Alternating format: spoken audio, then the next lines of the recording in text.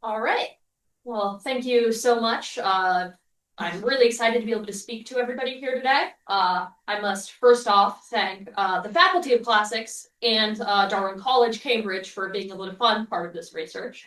The Museo Archeologico di Palermo for kindly allowing me access to their collections and being able to photograph them, and the Sicily project for liaisoning for me, and of course, Pippa for the invitation and the council along the way.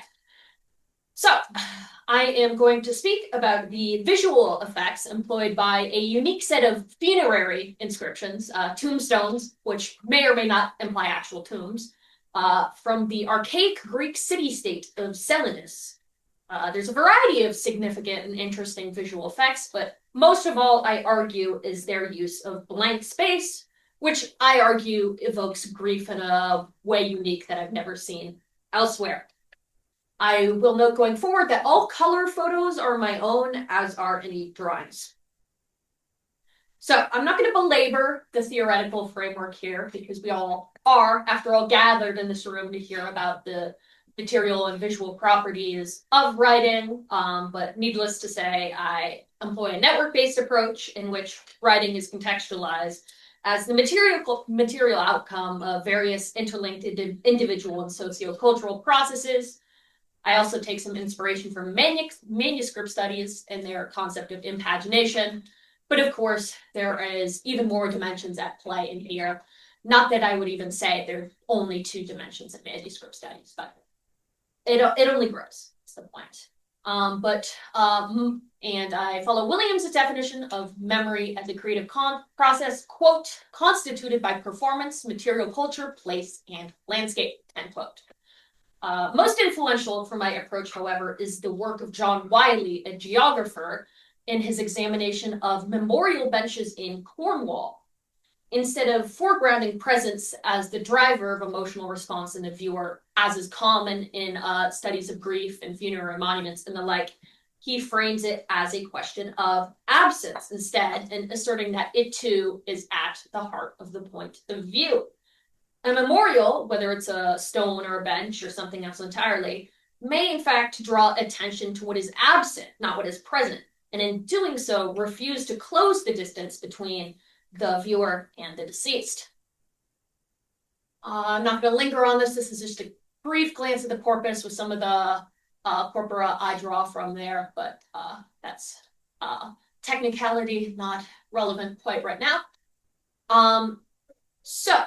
History of the city-state of Selinous itself. It is located in this western part of Sicily here, and this area is characterized by these protrusions of limestone along the coast and these inland marshy regions. So not only do you get these lovely limestones available for use, you also get a lot of sand deposits and thus sandstone.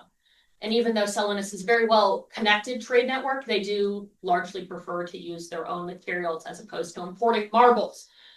So it is founded by Megara Blaya here, which is itself a colony of Megara away in the Greek mainland, sometime between the mid-7th century BCE. It is very, very swiftly built up and developed, and we get lovely, lovely remains. This is, of course, reconstructed, such as Temple C here. And this archaeological park by area is the largest in Europe. I think some people might dispute that on some technicality, but it is indubitably up there. So with all this prosperity Selinous experiences from agriculture and, as I mentioned, trade, comes ambition. It begins to feud with nearby Segesta, which is not on the map, but it's right about there.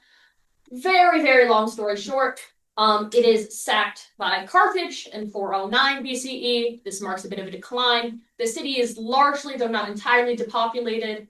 It's refortified using spoliated material at some point. But finally, it continues to ping-pong around and is finally razed by Carthage in 250 BCE.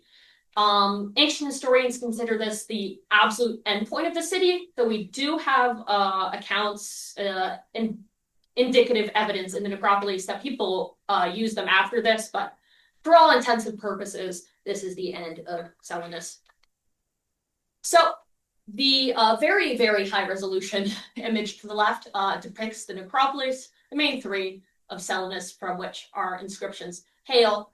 As we will note, the geography of Selinous has three hills, the very imaginative east, Manutsa, and the Gadra, and we have all three of the main necropolis on the hills, and these two subsidiary ones are also fairly elevated as well. So, as per Greek custom, they are located outside the city walls, but they are nonetheless afforded places of great visibility and thus prestige. Galeribagliazzo here is located along the North Road, the main entrance into the city, and along which it is hypothesized those conducting funerary processions would have processed out of the city along here, down back into one of the two river valleys, the Selinous River Valley. This other one here is the Catone. And then down to here, or in this one here, where there are sanctuaries to Demeter, Malefiros, and Zeus Malekios. So, what I asked myself, I arrived at this archaeological park, asking, among other questions, what might the environs of this procession look like? A very, very damp January might not have been the best time to go and find this out. These creepers were quite literally up to my knees here, but this was still in of itself instructive. This is up here in Galeribagliazzo. You can still see the Gadra Hill poking out there from the other hills. So we see the visibility in between the hills here. And it also goes to show on a more general level how much care it would have taken to keep these funerary spaces maintained, especially since they were on average very densely packed with tombs. So I lack figures for this on the whole because excavation practices, well, they weren't very practiced. They was just all sorts of looting and nasty stuff and the like. So, and on the right here is Ufa, which is on the east end, which is now an olive grove, of course. We see that Selinous presents an interconnected landscape in which all of the funerary spaces are in conversation with each other. Moving on to the inscriptions themselves, the word OIMOI, which is contained, or very plausibly contained within all of those. I'm happy to talk about that later. It's pretty self-explanatory. Oi is just the sound of woe. It is what it sounds like. And moi to me in the dative, thus woe is me. Unsurprisingly, you see this most commonly in tragedy with all the things that tend to go on in those. You do not really see it in inscriptions, however. By way of example, we get maybe like 2 or 3 in all of Attica. But before I dive into the Selinuntine inscriptions, there's another one I want to highlight as an interesting comparanda.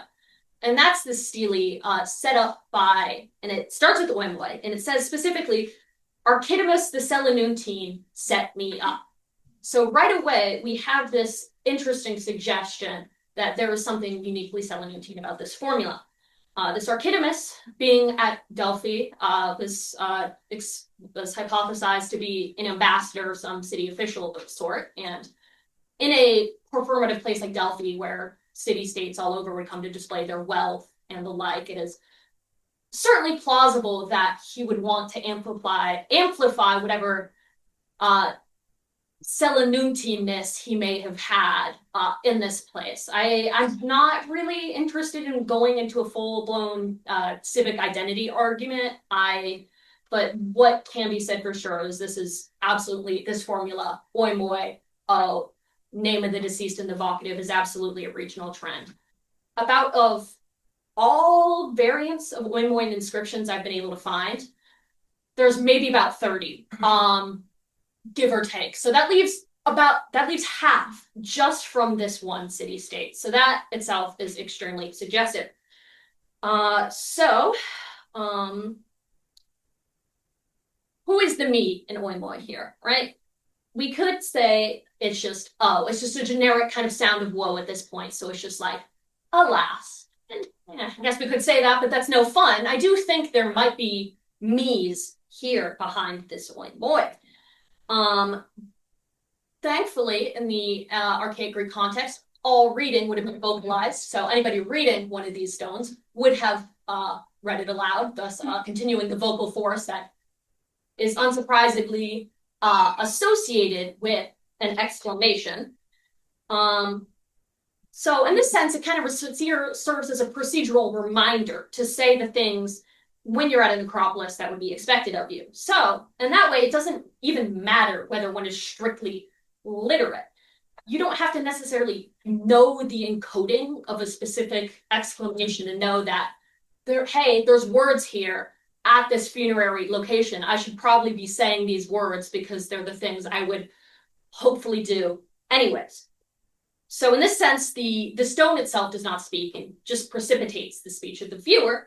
But I think we can go even further here and consider these oggetti parlanti proper, objects which speak and refer to themselves in the first person, such that we could gloss OIMOI 13 here on the left, something like, I, the stone, experience woe on behalf of you, hagios, as opposed, again, I, the stone, as opposed to I, the viewer. Syntactically, the O in the middle of the formula prevents a total collapse between the moi of the OIMOI and the name of the deceased because it serves a bit of a syntactic divider here. But all the same, it's the OIMOI that allows these two to come into a near collapse at all in the first place. So,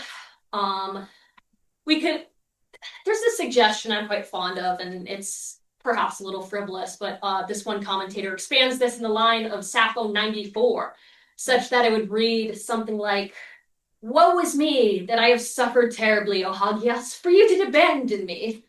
One can hardly accuse the stone of having abandoned anybody, least of all the deceased, until it's found its way into the museum. Anyways, at that point, maybe that's the prophecy there, and it made its way to the museum. But either way, this is just another way we can think of the stone as enhancing and even embodying the experiences of the viewer, if not having, again, the stone, if not having experiences of its own. In this way, it is vested with an uncanny sense of self-awareness, and the brevity of this formula forces the blank space into existence, and thus the sense of absence and abandonment itself into existence. So I have mapped here very elegantly the heights of all these inscriptions. The ones that have stars have a breakage, so they are not at their original height. The smallest ones, by necessity, would have been hard to interact with in the level of engaging with the text. But what seems to be the case is that one would have knelt to engage with these anyways, as is the custom in leaving funerary offerings. So in the case of the shortest inscriptions, it requires a special form of engagement to more effectively commemorate the deceased. And the tallest ones offer a different kind of confrontation in that they're a bit below eye level for the average height at the time. I did the math, trust me. So in that case, you just physically can't look away, all the more so since they have these very rectangular dimensions, almost like that of a human figure. So there's yet another twist, however, as we can see for, again, these two here, the text is aligned parallel to the horizon, right? Whereas there are a few where it seems to be the other way around, that they were positioned with the text reading perpendicular relative to the horizon. So we can conclude with this kind of contortion necessary to read the text, or again, read the text, we can conclude one of two things.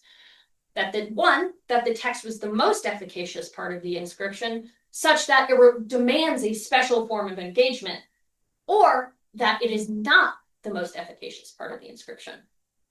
For the former case, with this extra effort required, it would heighten the effect heralded by the written OIMOI and kind of almost inspire a sense of alienation, and since the stone positions itself as at odds with the rest of the landscape.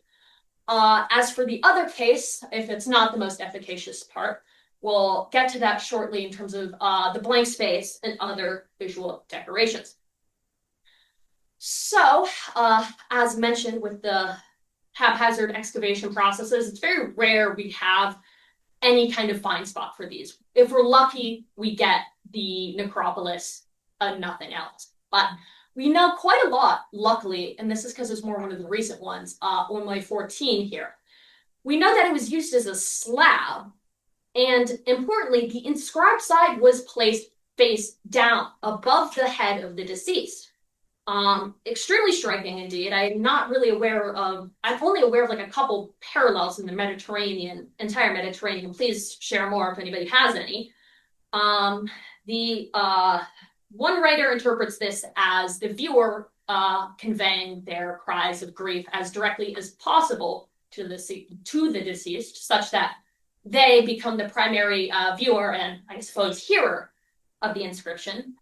But with it placed above the head of the deceased, you could just as easily say that it lends the effect that the deceased themselves is saying this and speaking this grief aloud for themselves, or the stone for itself, and the deceased as the stone for itself. Again, I wouldn't say this is a total collapse between the deceased and the stone, but this is about as close as you get in the corpus. Similarly, with OIMOI 5 here, we know that it was placed at the east end of a rock-cut pit tomb, and again, the head of the deceased was positioned to the east. So we again get this kind of reflexive quality where the deceased themselves seems to speak. I'll move on. This is interesting. In that these three deceased here have the names of local rivers or landmarks. So this is the river Selinous again, and just on the other edge here is the Hypsos. It's not uncommon for people to be named in this way for local geographic features or even the name of the city itself. But it does add an interesting resonance in that both 6 and 9 here, which have the deceased's name is Selinous, would have almost definitely been on the western side of all the necropolis.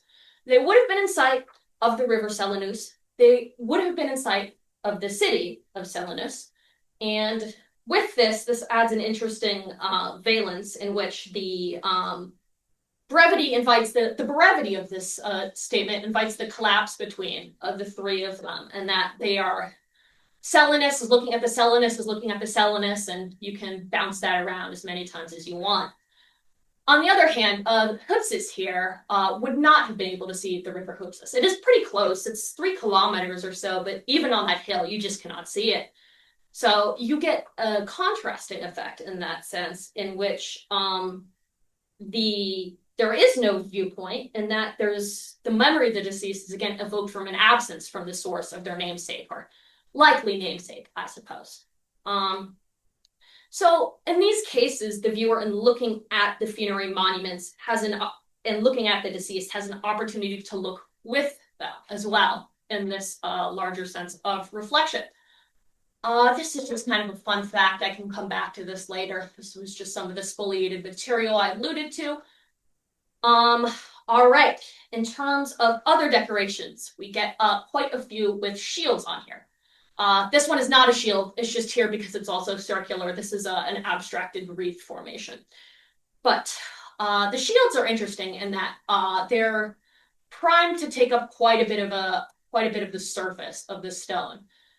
But the visual effect isn't necessarily that it is a fuller and less empty space. With OIMOI 7 here, you could maybe say that. OIMOI 8, maybe. But OIMOI 10 here, the text is just in this little part right here. And there's this huge gap, and then this, and then the contours of the shield, and then we have a breakage. So even though OIMOI 10 is the biggest of these stones, it actually scans as the most emptiest because of this space left between the text and the shield. In this way, it's almost as though the shield presumably recalls an attribute of the deceased, that they were a soldier. Then again, with all the fights Selinous was picking, they almost certainly died in battle as well. So this same thing recalls the reason for their absence. So it kind of gets to have it both ways. This is just, there might have also been a shield here due to this breakage. I'm not convinced, but let it be known. We also get some nice traces of red paint and lettering. Again, perfectly common in the Greek context, but this had not been noted before. Good time sitting and staring in front of these for hours on end. All right. What was I getting at here? Somebody asked me about this later. There might have been nails here for these little circles here to hang offerings or the like. That's only a possibility, however. All right. Now we get to the thing we've all been waiting for, the blank space. So the usual epigraphic approach kind of approaches it as a marked versus unmarked approach. The text is the marked thing, the thing that is distinctive, and unmarked is just regular blah, who cares?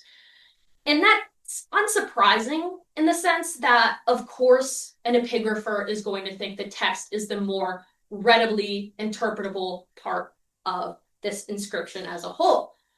But this is on the same plane just as much as the rest of the surface here. So it equally stands to reason that these two are semantic partners. The blank space here might not, ostensibly in other inscriptions, you might get some sort of visual arts perspective in terms of like, look at these shields and what they're doing. You don't even necessarily usually get that with blank space, which requires a special intercession here at this point. So I have these 6 here out of the 15 because I consider them to have a significant amount of blank space. And by that, I mean over half. It is not a scientific judgment, though I did do the math. I do, believe me here, I'm not inflicting all of that on you.